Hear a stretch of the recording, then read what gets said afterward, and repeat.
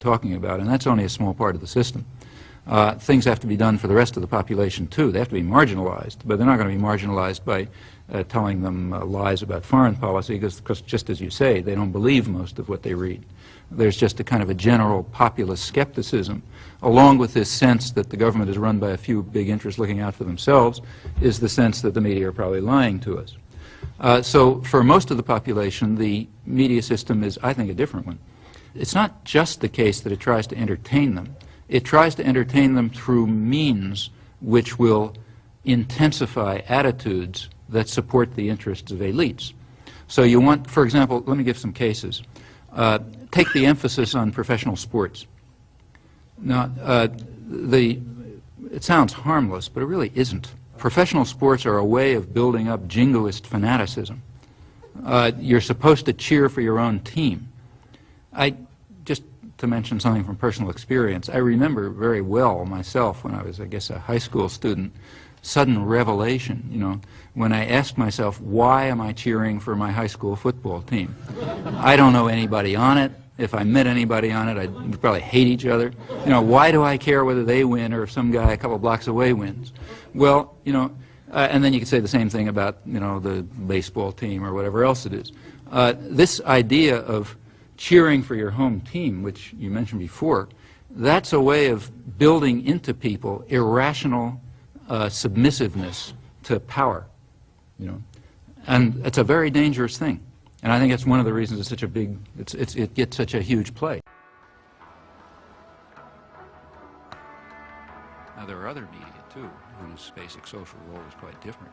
It's diversion. There's the real mass media, the kinds that are aimed at, you know, the guys who Joe Sixpack, that kind. The purpose of those media is just to dull people's brains. This is an oversimplification, but for the 80% or whatever they are, the main thing for them is to divert them, to get them to watch National Football League and to worry about, you know, mother with child with 6 heads or whatever you pick up in the, you know, in the thing that you pick up on the supermarket stands and so on. Or, you know, look at astrology or get involved in, you know, fundamentalist stuff or something, or just get them away, you know, get them away from things that matter. And for that, it's important to reduce their capacity to think. The sports section is handled in another special department. The sports reporter must be a specialist in his knowledge of sports. He gets his story right at the sporting event and often sends it into his paper play by play.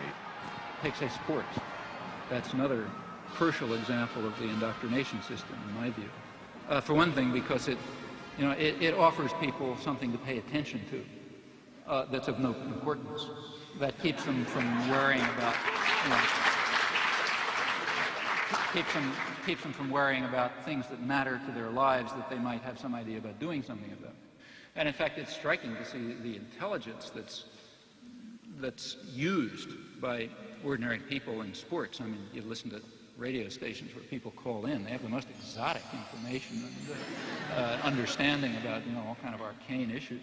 And the press undoubtedly does a lot with this. I remember in high school already, I was pretty old, I suddenly asked myself at one point, why do I care if my high school team wins the football game?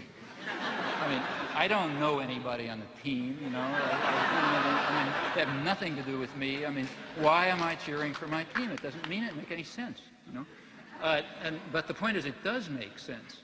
It's a way of building up irrational attitudes of submission to authority, and, you know, group cohesion behind, you know, leadership elements. In fact, it's training in irrational jingoism.